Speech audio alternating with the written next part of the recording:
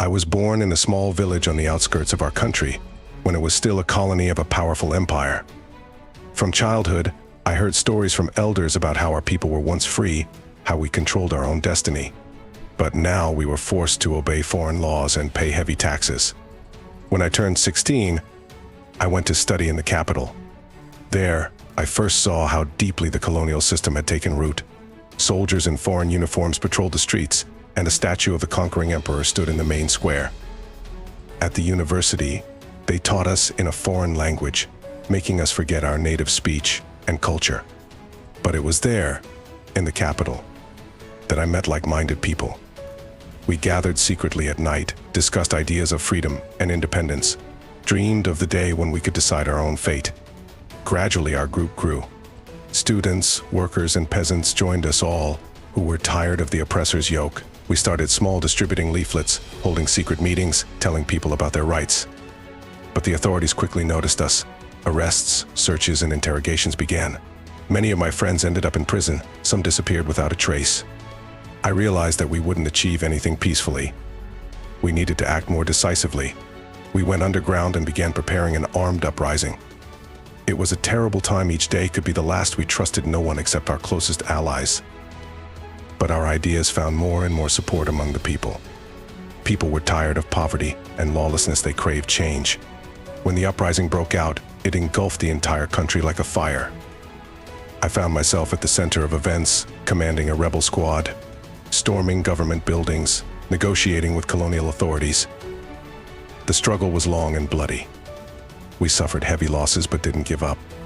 Each victory, each liberated city gave us strength. We knew we were fighting for a just cause, for our children's future. Finally, after 3 years of fierce fighting, the empire was forced to recognize our independence.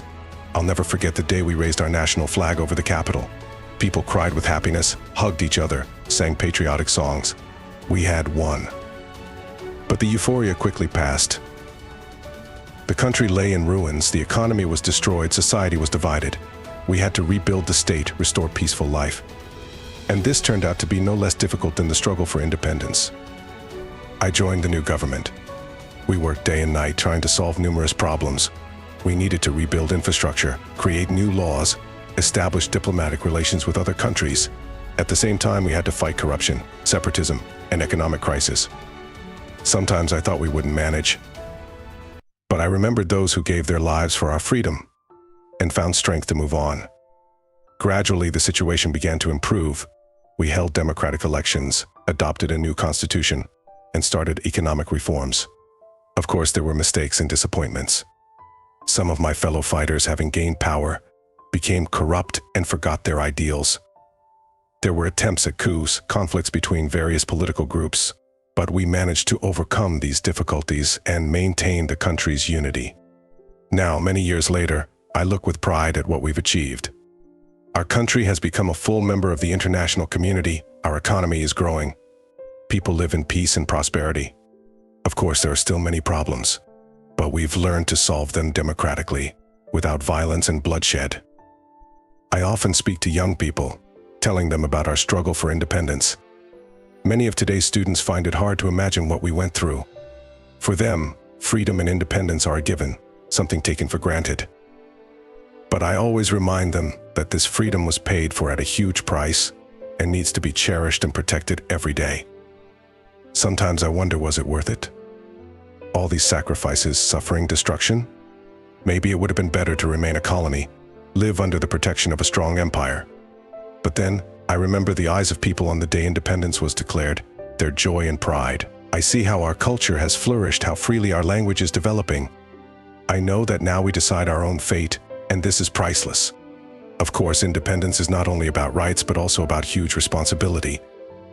We must prove every day that we are worthy of freedom, that we are capable of governing ourselves. It's not easy, but this is our path, and I'm proud to have been involved in its beginning. Now I'm old. My time is passing, but I'm at peace about our country's future. I see a new generation educated, energetic, full of ideas and plans. They will continue our work, lead the country further to new heights. And we, the veterans of the independence struggle, can say with a clear conscience we did our duty. We gave our children and grandchildren a chance for a better life. When I look back on my life's journey, I understand that I regret nothing. Yes, it was difficult, there were losses and disappointments. But we fought for a just cause, we changed the course of history. And even though our country is not yet ideal, even though we still have many problems, these are our problems, and we solve them ourselves freely and independently. I believe our example will inspire other people still living under the yoke of colonialism. May our story give them strength and confidence in their struggle for freedom. For there is nothing more precious than the right to determine one's own destiny, preserve one's culture and language, build a future for one's children. Independence is not the final goal, but only the beginning of a journey. A difficult but beautiful journey.